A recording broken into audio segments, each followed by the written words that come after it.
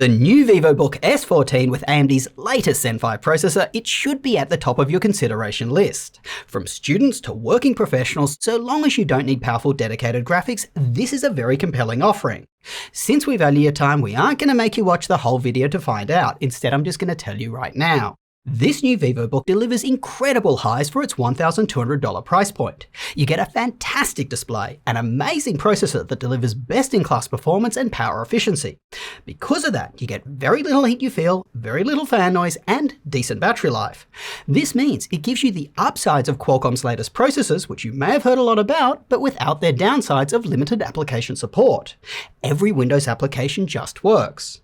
Plus, you get 24 gigs of memory, which makes the age-old question of, do I have enough RAM, moot for most buyers. Its downsides, though, are that it just doesn't deliver that all-round premium experience that some laptops do at this price point, say the Surface Laptop 7 or MacBook Air. Its keyboard isn't as good, its trackpad definitely is worse, and its webcam is pretty woeful. That being said, if you do buy an Air at this price point, you're getting a horrendous 8GB of memory. Also, it is annoying that Asus has massively jacked up the price from its Core Ultra version. That laptop could be had for $900. This one though, it does somewhat justify its increase by having that better display, the better processor, and more memory. Overall, this is a great laptop for those doing light tasks and those who do want to do some heavy-duty professional work on a portable laptop. Programmers, cybersecurity folks, data scientists, this is a very interesting laptop for you. And with that said, here's Sierra to walk you through the details of how we came to those conclusions. So, let's talk performance. In Geekbench, which tests a variety of common performance tasks, the new Ryzen AI 9 365 processor in this Vivobook performs extremely well. It delivers noticeably faster single-core performance than most of its competitors. This means that many things you do on your laptop will feel very snappy. In Cinebench, which tests the processor when it is maxed out, the 365 is neck and neck in multi-core with Qualcomm's Snapdragon X Elite in the larger Vivobook S15, but it is beat by the M3 in the MacBook Air in single-core. There are examples of small laptops that perform better with Qualcomm's X Elite or AMD's more powerful HX370 chip, but the performance we see here is close to those and can be considered excellent for a laptop this size. And check out how far AMD have come since their Zen 3 processor. It's pretty impressive. One of the places these new Zen 5 CPUs are supposed to shine is in their power efficiency, or how much power it takes to perform a certain task. Now, to measure power efficiency, we utilize a 10-minute torture test in Cinebench and divide the resulting score by the average power the CPU package pulls during that time. We usually test in performance mode. In our normal performance per watt graph, comparing these results to similar laptops, we were surprised that this chip was not providing a large increase from the Core Ultra version. To dig into this further, we did some head-to-head comparisons between the Core Ultra 9 and the new Zen 5 365 chip, where we performed the same 10-minute test on all of its performance modes.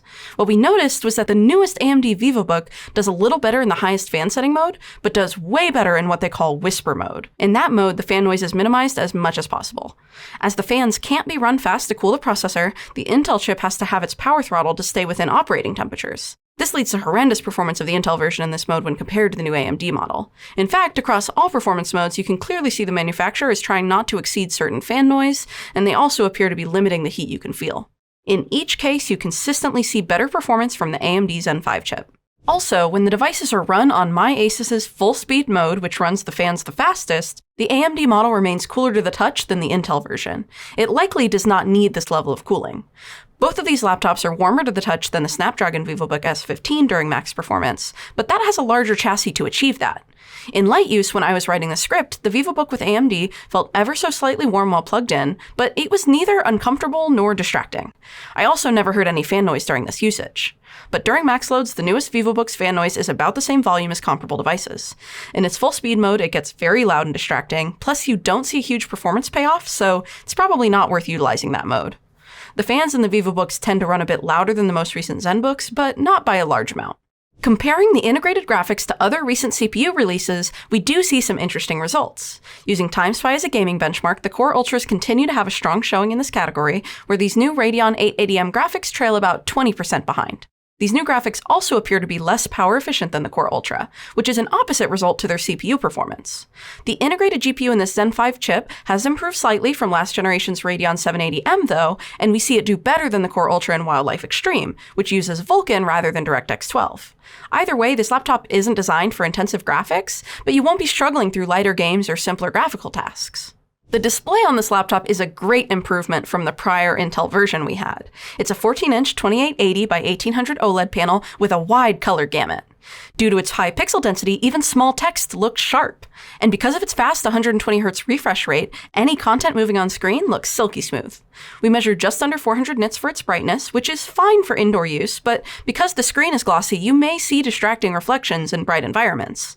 This may even affect you indoors, as the display's brightness is not enough to combat reflections from a window. For an OLED, it appears to have minimal, if any, screen door effect, so it's nice that they've avoided that here. It is not a touchscreen, by the way. The laptop can be opened with one hand and the display can lay flat at 180 degrees. We don't think this is the most effective way to share your screen, as content would be upside down, so it feels a bit silly. Now, the laptop looks nice enough and the aluminum alloy chassis feels basic. It is not as premium feeling or as good looking as the Surface Laptop 7 or MacBook Air. There are apparently two colors, but here in the USA we can only find the black model on sale and not the silver. The laptop is nice and portable at less than 3 pounds. The finish of this device does pick up fingerprints easily though, so that's something to keep in mind. It also has edges that are sharp, so if you are typing without adequate support for your arms, the edges may cut into your wrists. The typing experience is quite pleasant other than that, and it's quiet to type on. It also offers single-zone RGB backlighting.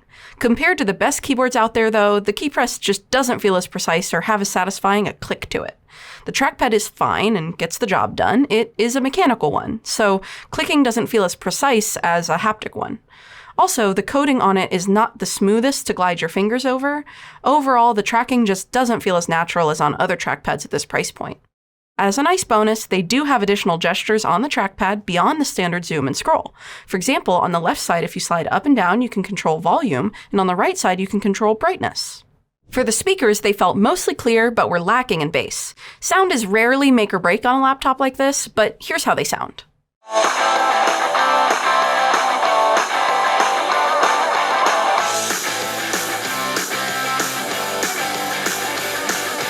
Moving on from the speakers, let's take a look at the webcam. Here's how the webcam looks and sounds. Honestly, it really isn't that good. I feel like I'm looking at an AI-generated image of myself. As far as ports go, this device has the same port selection as its previous Intel version, although one of the two USB-C ports is now 3.2 and not 4.0. It also has two USB-A 3.2 ports on the right side, then an HDMI, a micro SD card reader, and a headphone jack on the left. This means charging and display support are only available on the left, which is a bit disappointing. For connectivity, this laptop comes with a Wi-Fi 6E and Bluetooth 5.3 card. We noticed no Wi-Fi connectivity issues with this laptop, but it would have been nice to see Wi-Fi 7. Some of the most important features in a laptop are its battery life and whether it will throttle your performance when unplugged. For the Zen 5 Vivobook, it maintains about 83% of its performance when on battery. This means it performs better than the Core Ultra version when plugged in, but about the same when unplugged. As far as its battery life goes, it does pretty decent, considering it's powering a higher resolution screen, which our Core Ultra version does not have. We have a short that demonstrates the impact of different displays on battery life linked below. In a 30-minute demanding task, this new Vivobook does a little worse than the Core Ultra version. In light use, they perform about the same, both having 65% remaining after a 4-hour Netflix playback. So that showing is good, considering the difference in display. Regarding our battery tests, we do listen to you guys, and we have heard the feedback about having a full rundown. We are working to implement this in our upcoming reviews. The included configuration of 24 gigs of RAM is absolutely excellent to see at this price point, and for most users makes concerns over having enough memory a moot point. It is the max possible for this laptop, and it is soldered. The 512GB SSD is aligned with our standard minimum recommendation, but it would have been nice to see a terabyte, especially since the center screw on the back does not appear to be easily removable, if at all. So even if the hard drive and Wi-Fi card are upgradable, it's not something we'd recommend for the average user. Now that's everything we have for you today on the Vivobook S14, and we hope we helped you figure out whether this laptop is right for you.